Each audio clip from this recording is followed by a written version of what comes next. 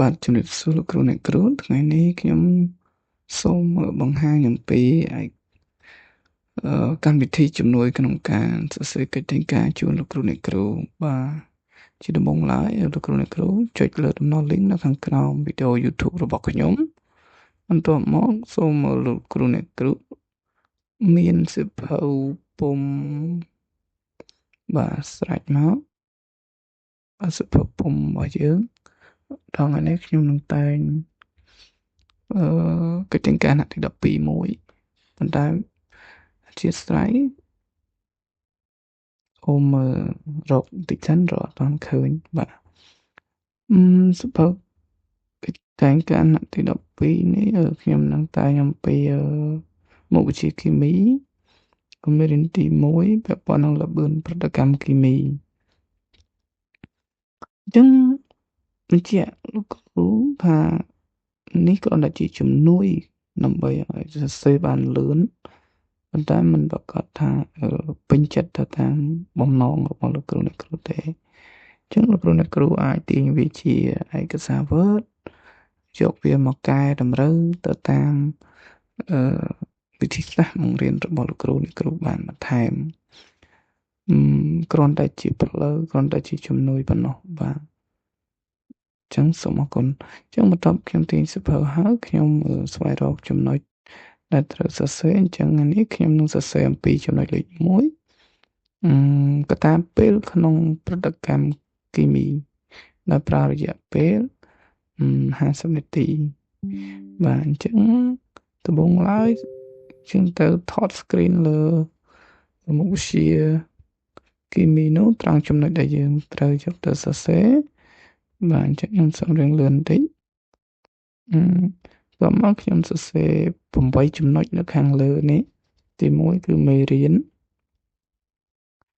នេះគេគឺល្បឿនប្រតិកម្មគីមីបន្ទាប់មកខ្ញុំសរសេរដាក់ចំណងជើងមេរៀនបន្ទាប់ដាក់ចំណងជើងមេរៀនហើយដាក់កន្លែងអំពីមាននៅកន្លែងដែលយើងត្រូវសរសេរបាទអញ្ចឹងកត្តាពេលនៃប្រតិកម្មគីមីខ្ញុំដាក់ឈ្មោះខ្ញុំតមកខ្ញុំដាក់ថ្នាក់ដាក់រយៈពេលហើយឯកសារយោងខ្ញុំនឹងដាក់សៀវភៅគីមីវិទ្យាថ្នាក់ទី12បាទអញ្ចឹងបន្ទាប់មកខ្ញុំនឹងទៅរករូបភាពដែលខ្ញុំបានថត screen នោះយកមកដាក់រួចហើយខ្ញុំចុចលើប៊ូតុងពណ៌ខៀវដែលសរសេរថាបង្កើតកិច្ចតែងការដោយ Google AI បាទអញ្ចឹងសូមលោកគ្រូអ្នកគ្រូរងចាំបន្តិចដើម្បីឲ្យ AI ធ្វើការបង្កើតកិច្ចតែងការជូនចឹងកន្លែងនេះលោកគ្រូអ្នកគ្រូអាចរងចាំឥឡូវនេះហើយអញ្ចឹងពិសេសលោកគ្រូអ្នកគ្រូត្រូវមើលនៅកន្លែងវត្ថុបំណងក៏ដូចជាខ្លឹមសារតទៅពីពិនិត្យហើយរួចរាល់លោកគ្រូអ្នកគ្រូអាចចុចទាញជាឯកសារ Word ឬក៏ទាញជា PDF ក៏បានដែរចឹងបន្ទាប់ពីលោកគ្រូអ្នកគ្រូអាចទាញជា Word ឬក៏ PDF លោកគ្រូក៏អាចទាញជា slide ដែរណាបាន slide PowerPoint មកជាណាបាទ slide នោះលោកគ្រូអ្នកគ្រូត្រូវរងចាំរៀងយូរបន្តិចឥឡូវនេះខ្ញុំបើកឯកសារ Word ចឹងឃើញថាឯកសារ Word មានសរសេរវត្ថុបំណងហើយលោកគ្រូអ្នកគ្រូឃើញថាពាក្យពេចន៍ណាដែលមិនសមឬក៏មិនត្រឹមត្រូវលោកគ្រូអ្នកគ្រូអាចលុបចោលបានហើយលោកគ្រូអាចបន្ថែមថ្មីនៅទីនេះអត់មានអីគួរកែប្រែទេខ្ញុំគ្រាន់តែលុបពាក្យអាចចេញទៅបាទឥឡូវនេះខ្ញុំនឹងពិនិត្យមើលតទៀតតើមានកន្លែងណាដែលខ្ញុំចង់កែឥឡូវនេះខ្ញុំចង់កែកន្លែងនេះចេញខ្ញុំលុបវាចេញបាទតមកខ្ញុំពិនិត្យមើលខាងក្រោមខ្ញុំឃើញថា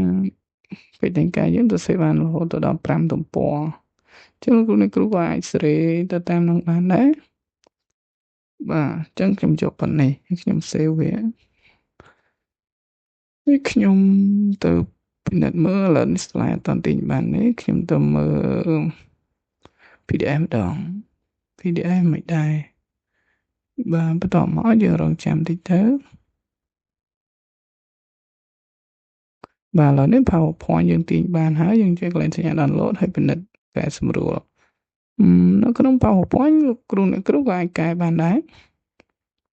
កែវាទៅតាមអ្វីដែលលោកគ្រូគិតថាមិនទាន់ត្រឹមត្រូវលោកគ្រូអ្នកគ្រូឃើញថារូបភាពអត់ល្អគ្រូអ្នកគ្រូអាចលុបចោលដូរបានចិត្តនេះគ្រាន់តែជាជំនួយទេមិនមែនជាកិច្ចទាំងការដែលសុក្រិត 100% នោះទេបាទហើយដល់ឯ slide នេះក៏មិនប្រកាសថាវាត្រឹមត្រូវ 100% ដែរបើសិនជាលោកគ្រូអ្នកគ្រូឃើញថាវាខុស